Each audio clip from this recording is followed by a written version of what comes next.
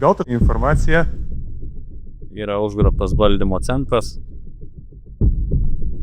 Kaip būsi pasiruošęs? Alfa 1 iš Bravo 1.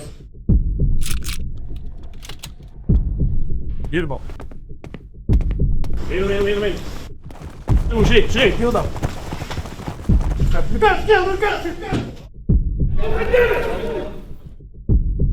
Vienas sulaikytas, kontroliuojam pastatą. Yra situacijų, kuriuose nelieka atsitiktinumo. Tik sprendimas, tik veiksmas, tik atsakomybė. Tokiose situacijose lemia ne improvizacija, o tai, kas išmokta, patikrinta ir išgryninta per ilgus pasirengimo metus.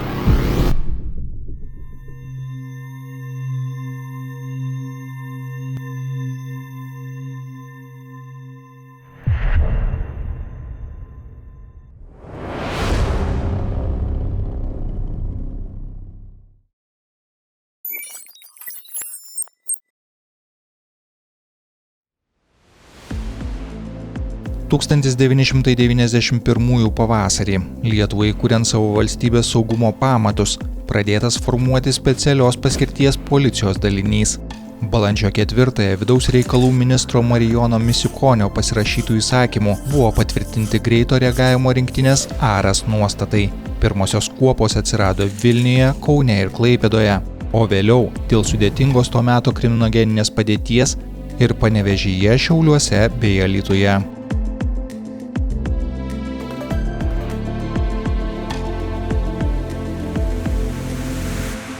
Rinktinės pirmieji žingsniai buvo paženklinti ne tik formavimuose, bet ir auka. 1991 m. Liepos 31 d. Medininkų pasienio postą užpuolus OMON smogikams tarp nužudytų Lietuvos pareigūnų buvo 2 Aro vyrai – Mindaugas Balavakas ir Algimantas Juozakas. Tai skaudus priminimas, kad tarnyba nuo pirmųjų dienų buvo susijusi su atsakomybe, kuri kartais reikalauja aukščiausios kainos.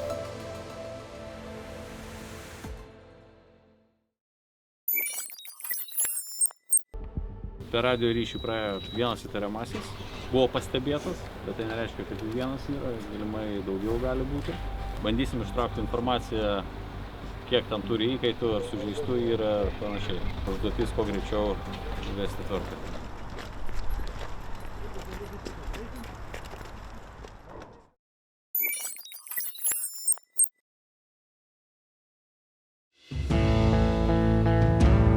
Pasibaigus sovietmečiui šalyje augo organizuotas nusikalstamumas. Teisinė bazė dar tik formavosi, keitėsi ekonomika, vyko privatizacija, atsivėrė sienos. Tuo metu Aro pareigūnai turėjo ypač daug darbo. Rinktinės indėlis kovojant su ginkluotu ir organizuotu nusikalstamumu buvo vienas svarbiausių ankstyvosios, nepriklausomos Lietuvos vidaus saugumo ramsčių.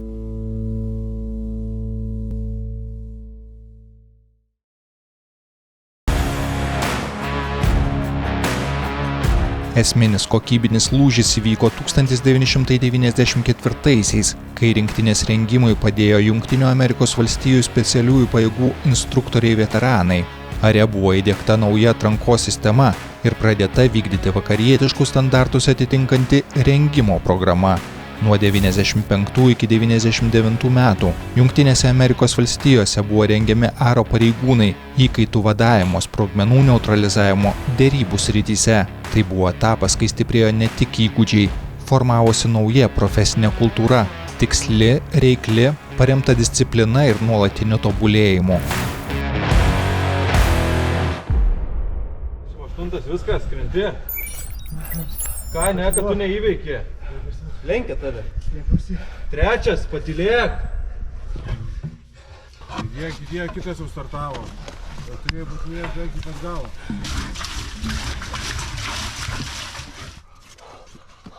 Pranerti per strypą ir atsidurti tam krašte. Supratai? Tiesi atranką.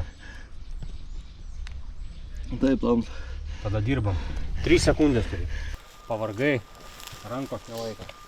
Pavaryk į priekį, su kojom dirb, subokis, nu. Greičiau judėk. Neiškabėsi čia pusę valandos.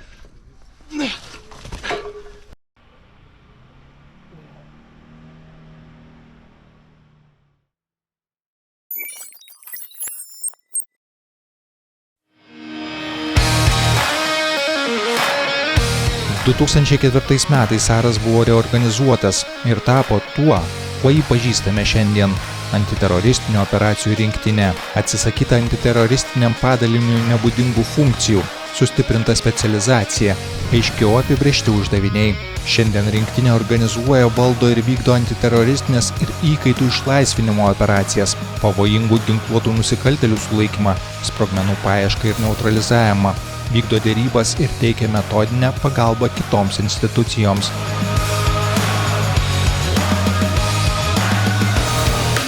2004 metais rinktinė tapo Atlas tinklo nare, ES specialiųjų intervencinių padalinių bendruomenės dalimi.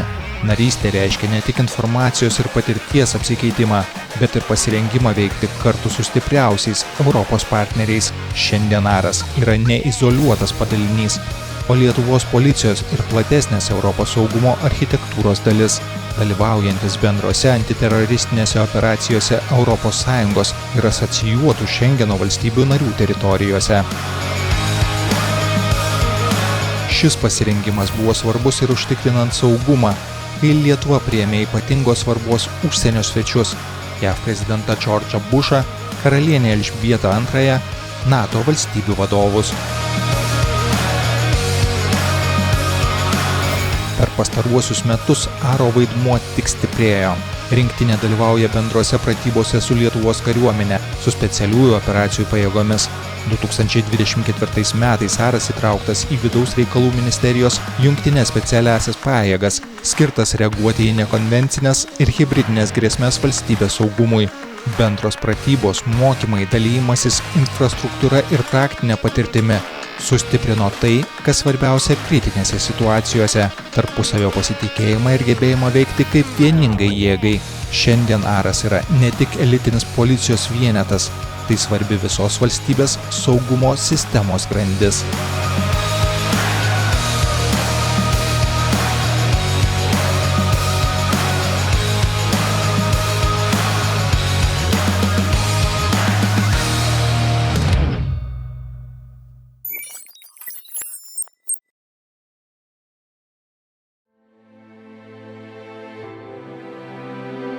Per 35 metus keitėsi uniformos, ginkluotės struktūra, pavadinimai, bet Aro esmė liko ta pati. Tai tarnyba, kur reikia ne žodžių, o sprendimo.